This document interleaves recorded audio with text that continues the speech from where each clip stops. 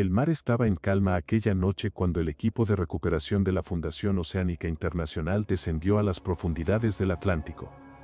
Siguiendo una débil señal de emergencia detectada días antes, el sumergible explorador Poseidón 3 iluminó con sus faros el fondo marino. Fue entonces cuando lo vieron, el casco destrozado del Nautilus V, su estructura metálica corroída y cubierta de extrañas formas coralinas. No había señales de vida. Aquí equipo Poseidón. Hemos localizado los restos del Nautilus V. Procederemos a la exploración, informó la comandante Helena Durant. El brazo mecánico del sumergible se extendió, removiendo los escombros hasta hallar una pequeña caja negra, cubierta de una pátina viscosa.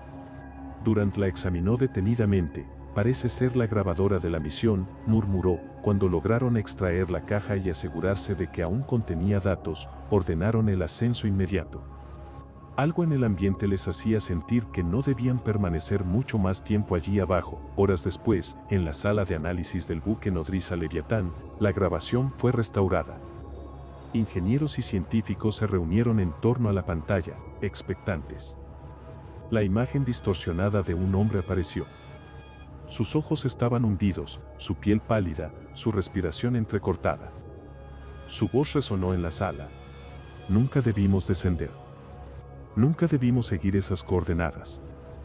Pero la ambición y la sed de descubrimiento nos cegaron, y ahora, mientras la oscuridad del abismo se cierra sobre mí, sé que esta es mi confesión final. Soy el Dr. Samuel Wright, oceanógrafo y arqueólogo subacuático.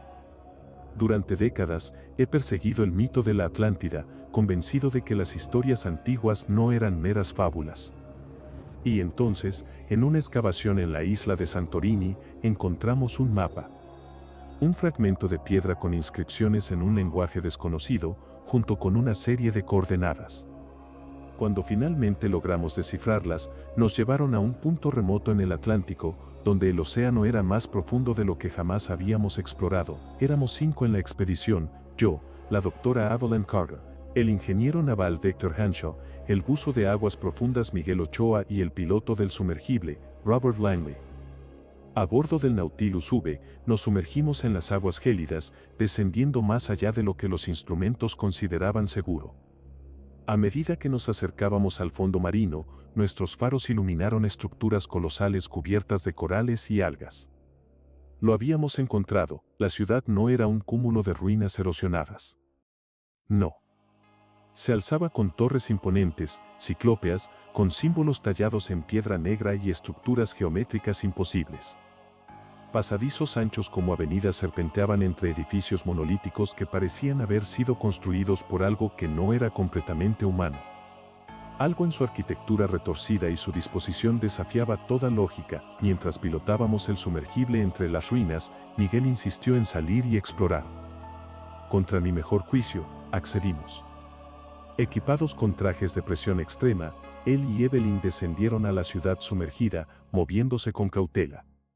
Todo estaba en un estado de inquietante conservación, como si el tiempo no hubiera osado tocarlo. El silencio era ensordecedor. A pesar del ruido del agua y el leve zumbido de los comunicadores, había una sensación de vacío, de una presencia invisible que observaba nuestros movimientos. Miguel y Evelyn se adentraron en lo que parecía ser una plaza central, con una gigantesca estructura en su núcleo.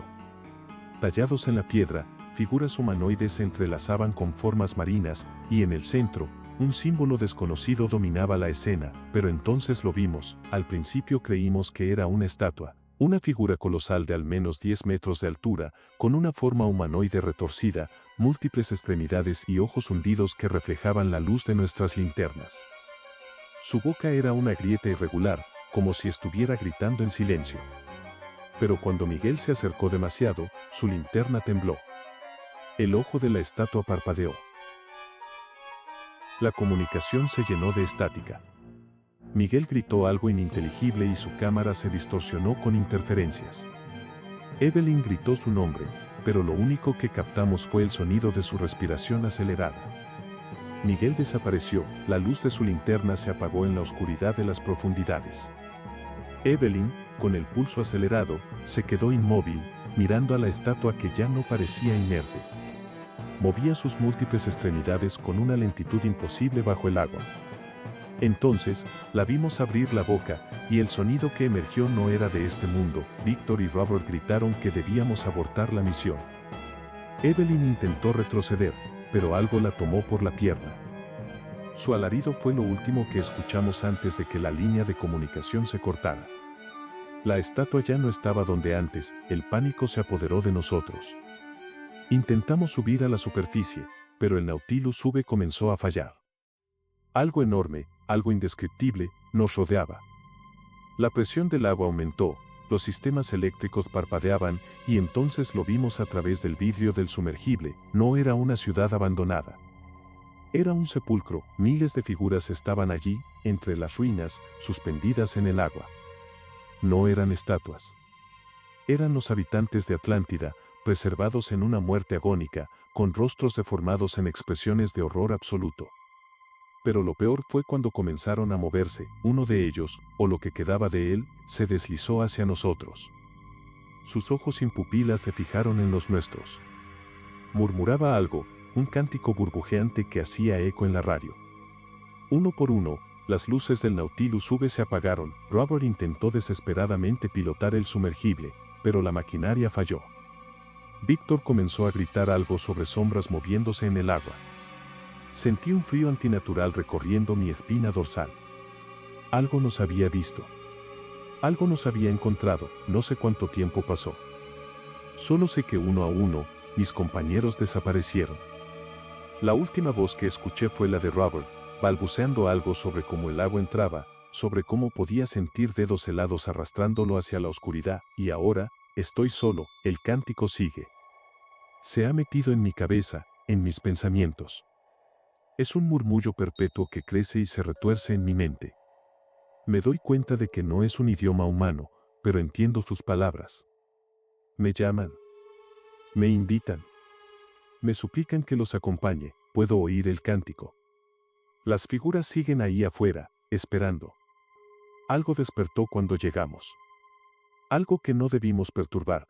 Mis manos tiemblan mientras grabo esto. El agua ha comenzado a filtrarse.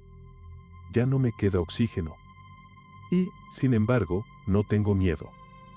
Hay algo en esta oscuridad que me abraza, que me susurra promesas de conocimiento, de poder. Me llaman con un nombre que no reconozco, pero que, de alguna manera, me pertenece. No sé si alguien encontrará esta grabación.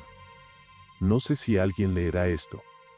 Pero si alguna vez escuchas hablar de las coordenadas de la Atlántida, si alguien te dice que pueden llevarte allí, no vayas.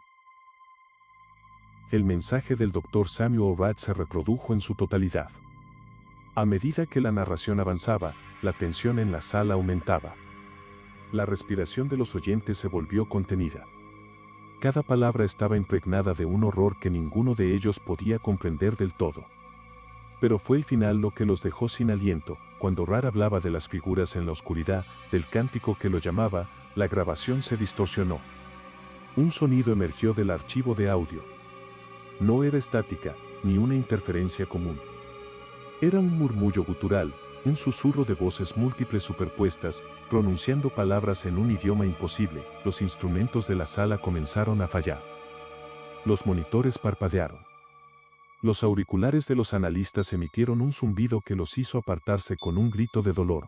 «Corten la reproducción», ordenó Durant, pero la grabación continuó por sí sola. La imagen de Rath se deformó. Su rostro ya no era completamente humano. Sus ojos se oscurecieron por completo y su boca articuló una última frase en ese idioma ininteligible antes de que la pantalla se volviera negra. El silencio reinó en la sala. Nadie se atrevió a hablar hasta que uno de los técnicos revisó los archivos. Esto no tiene sentido, balbuceó. La grabación sigue transmitiendo. ¿Qué? Preguntó Durant con el ceño fruncido. La caja negra está desconectada, pero la señal sigue emitiendo. Fue entonces cuando escucharon el murmullo. No venía de los altavoces. Venía de todas partes, desde el fondo del océano.